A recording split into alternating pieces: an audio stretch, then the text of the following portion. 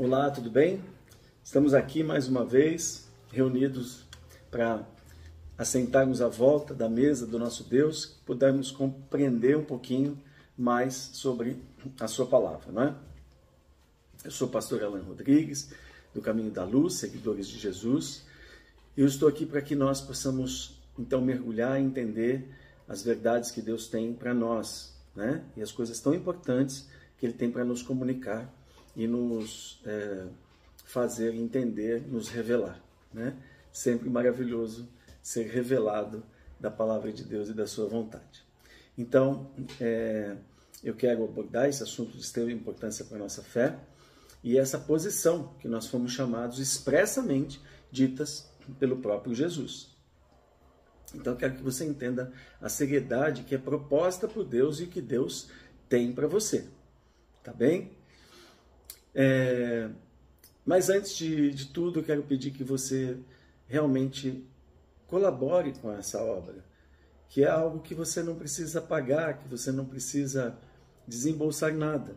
Basta que você participe dela, ou seja, curta, compartilhe, deixe o seu comentário, né? Glorifique a Deus pelo testemunho que Ele mesmo imprimiu em nós, na nossa vida, no testemunho da vida do Caminho da Luz, tá bem? E assim a palavra de Deus é divulgada para mais pessoas, se torna relevante e outras pessoas podem ouvir essas verdades também, a mesma que foi entregue para nós com tanto amor pelo nosso Deus, pelo Espírito Santo, né? Então vamos lá. Eu queria falar um pouquinho de quem é João Batista.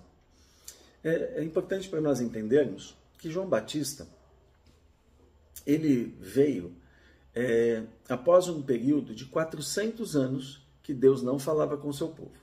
Então esse contexto, só para que você entenda esse contexto, nós vamos entrar nele muito profundamente, mas para a gente entender que o povo estava sem a palavra de Deus, sem a profecia de Deus por 400 anos. E naquele momento, João Batista é profetizado ao sacerdote Zacarias, esposo de Isabel, e eles já eram velhos, e ele estava ministrando no turno de Abias, nós falamos sobre isso, sobre o Natal, sobre o dia do nascimento de Jesus, e ele estava ministrando, o anjo veio a ele trazer uma mensagem de Deus de que Isabel ficaria grávida, e que João, né, que até o nome de João Deus dá, né, através do anjo, e diz que ele se chamaria João, e ele prepararia o caminho do Messias. Então, quando toda a cidade fica sabendo disso, toda Israel fica sabendo dessa história, porque 400 anos Deus não falava com ninguém, não mandava nenhuma mensagem por meio dos sacerdotes, dos profetas, de ninguém. E de repente vem uma mensagem para o seu povo, o povo tinha que ficar alvoroçado. A palavra diz lá, se vocês lerem, que verdadeiramente aquela notícia percorreu toda Israel. Então, as pessoas, os sacerdotes, as pessoas comuns, todos os judeus deveriam estar atentos para essa mensagem que havia vindo por meio de Zacarias. Então, essa é a importância de João dentro daquele contexto.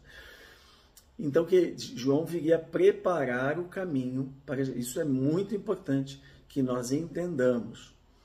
E depois, João só vem aparecer 30 anos depois, pregando o arrependimento no deserto e batizando as pessoas. Ok? Então, estamos dentro desse contexto. Tendo dito isso, vamos à palavra? O tema de hoje é: existe cargo no reino de Deus? A palavra-chave é Mateus 11, de 11 a 13. Nós vamos ler outros textos, mas a principal que eu quero abordar para você entender o chamado que Deus tem para você é Mateus 11, 11 a 13. Então vamos à leitura. Diz assim, Mateus 11, 7 a 11. Ao partirem eles, começou Jesus a dizer às multidões. Ao partirem eles, os apóstolos de João vieram interrogar Jesus.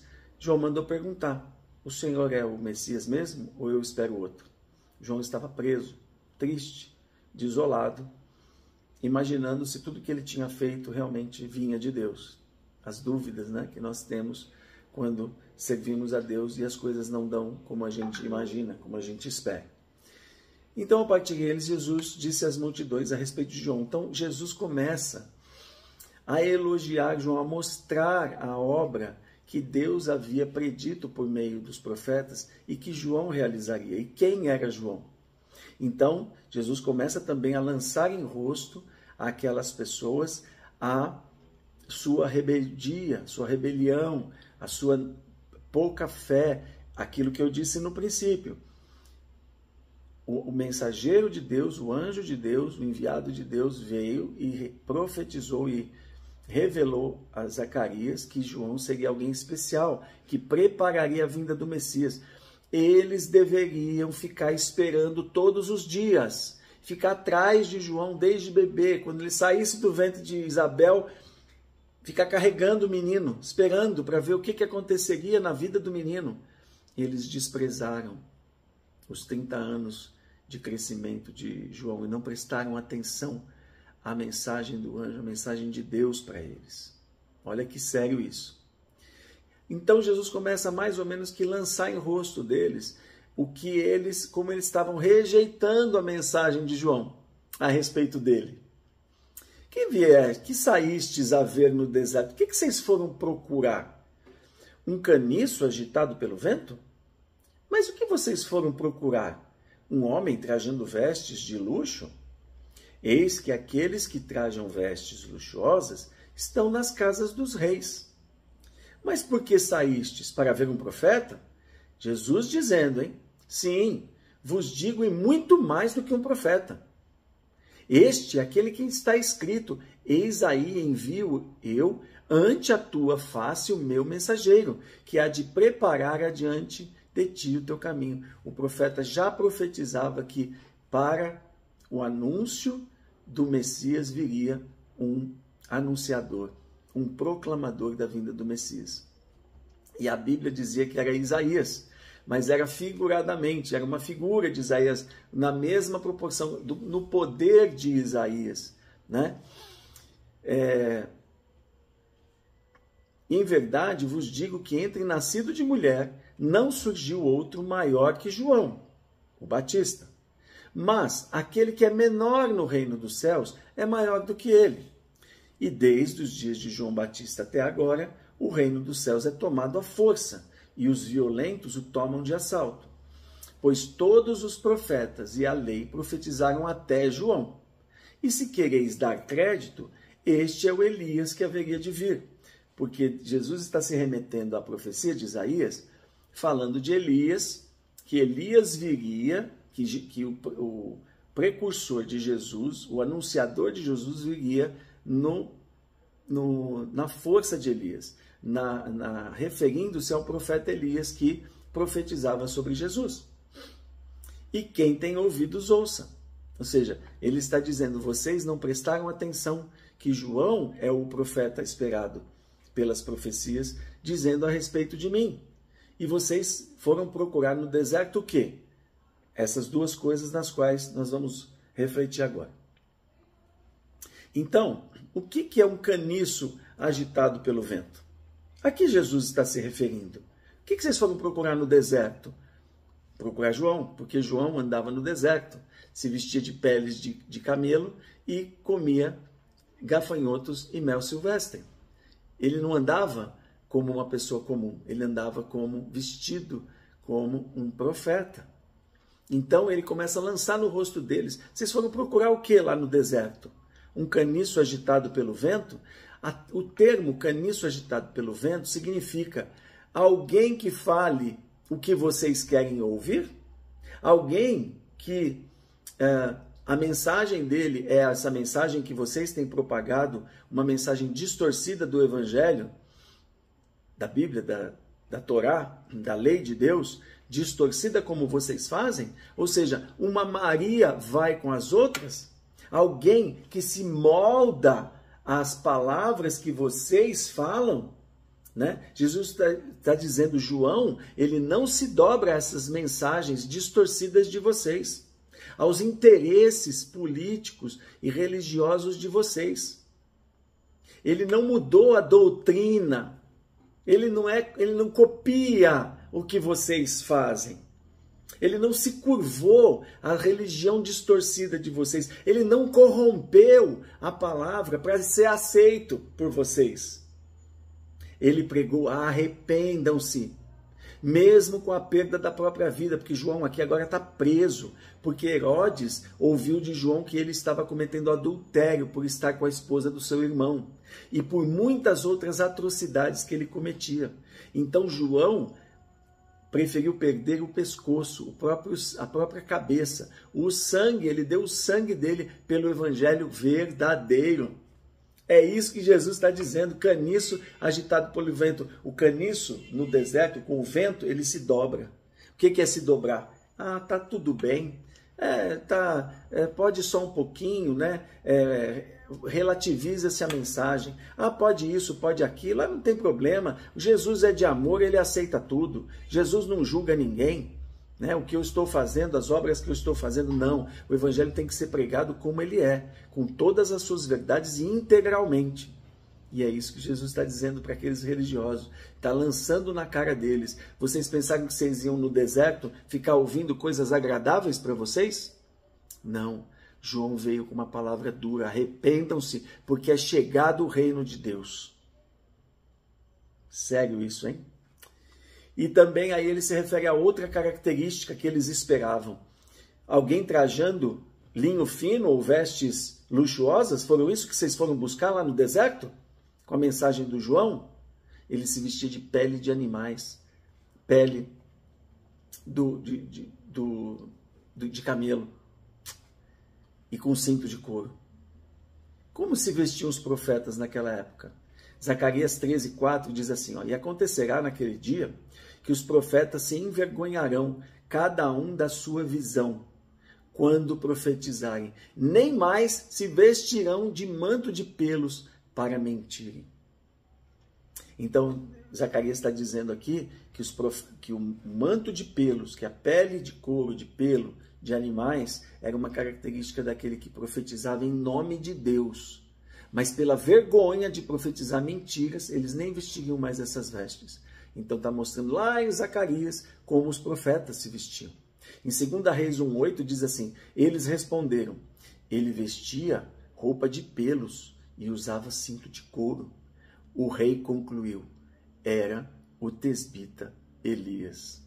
Vejam, a semelhança de Elias, como Elias se vestia, João estava se vestindo, anunciando que o reino de Deus era chegado, para que as pessoas se arrependessem, pois viria como fogo, que era Jesus, que estava ali no meio deles.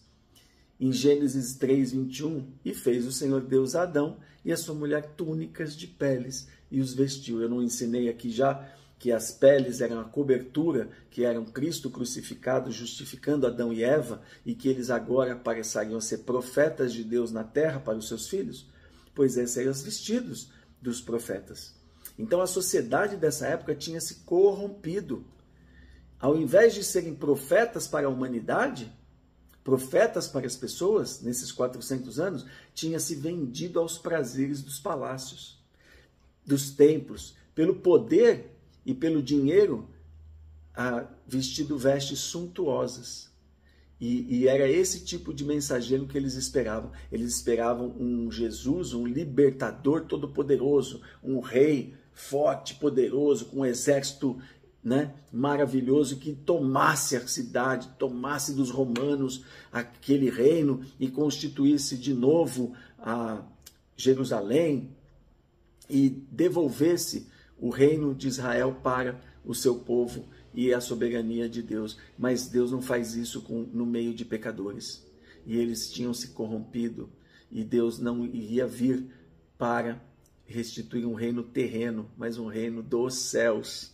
Jesus disse: o meu reino não é deste mundo, não é? Então Deus veio trazer o que? A salvação do ser humano e não a salvação de uma nação, ok?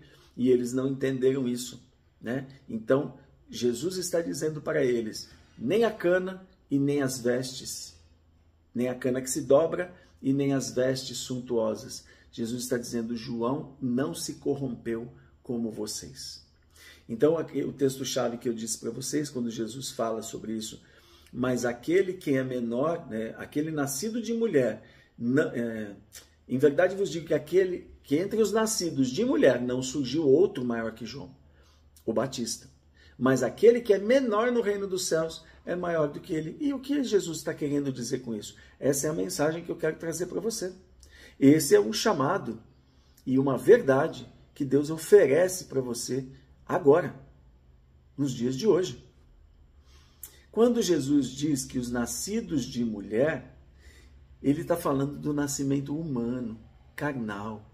Zacarias e Isabel geraram João Batista, macho e fêmea. Ele se refere ao profeta do Velho Testamento, que recebia a visita do Espírito Santo e profetizava. Ele falava a palavra de Deus, como Elias falou, como Moisés falou, como Josué falou, e assim por diante. Mas na plenitude, o plano de Deus não havia se cumprido ainda. Jesus não havia morrido. Então, a obra perfeita, a obra concretizada por Cristo, que ele profetizava desde a fundação do mundo, quando ele diz lá em João 3,15, né, nascerá de ti um que pisará a cabeça da serpente, esse plano perfeito, completo, executado e concretizado ainda não estava feito. Então, quando ele morreria, ascenderia aos céus e aí então derramasse sobre a humanidade, sobre os 12 apóstolos e mais uns 150 que estavam ali, ou 70, não me lembro agora, a plenitude do Espírito Santo. Esse plano não estava feito ainda. Então, quando ele se refere a João, ele está falando que João ainda não tem o Espírito Santo habitando dentro dele. E que ele é, então, um profeta até aquele momento, mas o maior deles, porque ele profetiza do Jesus já encarnado, do Deus já encarnado, que Deus já se fez homem no meio de nós.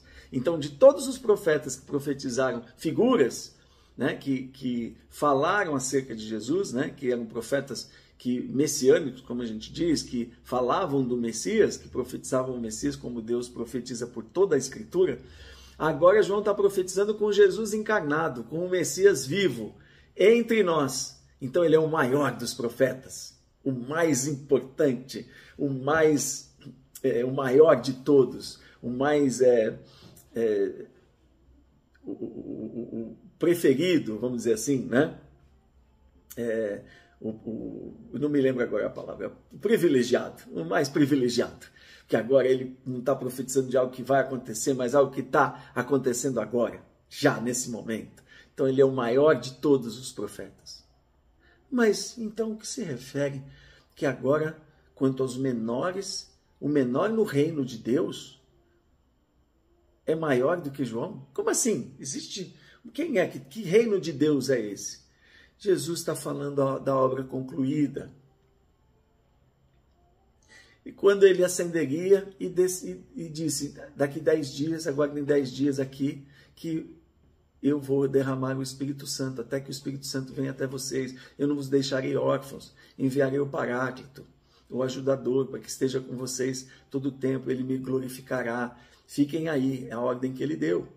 E no dia de Pentecostes, os apóstolos recebem, a estar em oração lá, todo o tempo, recebem a descida do Espírito Santo.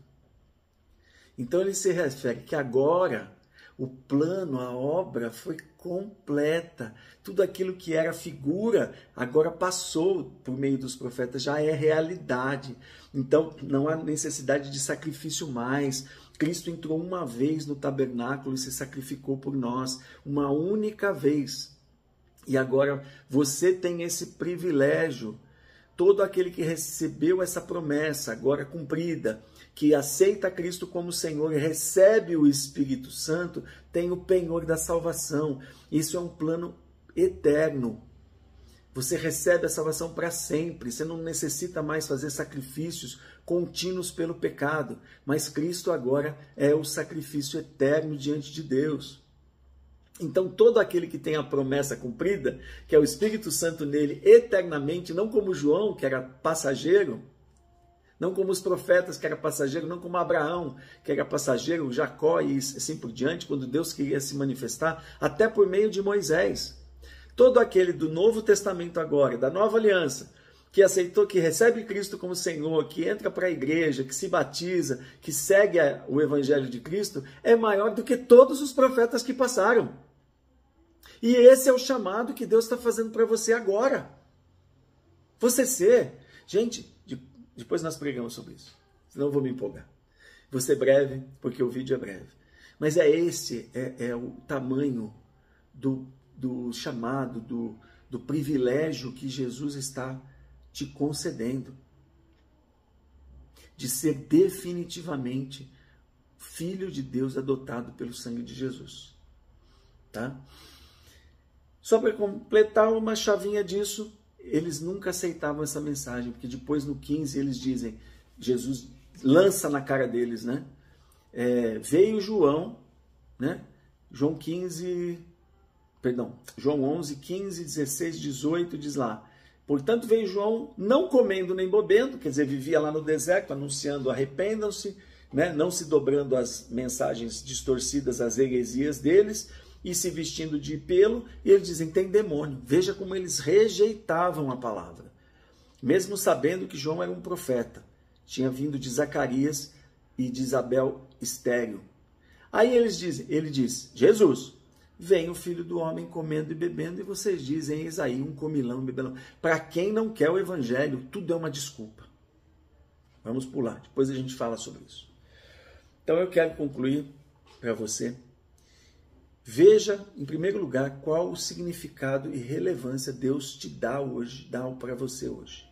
Se tornar maior que todos os profetas antes de Jesus, porque eles não tiveram o privilégio de receberem o próprio Deus dentro de si, de se tornarem filhos de Deus. Mas agora, não na forma de João, Isabel e Zacarias, mas por meio do Espírito Santo, serem adotados por meio de Cristo Jesus. Em segundo, para isso é necessário que você aceite o Evangelho como um todo. Não dá para receber só Jesus e está tudo bonitinho para você. De jeito nenhum. O reino de Deus tem ordem e uma tomada de posição firme. Por isso que Jesus diz, o reino de Deus é tomado à força.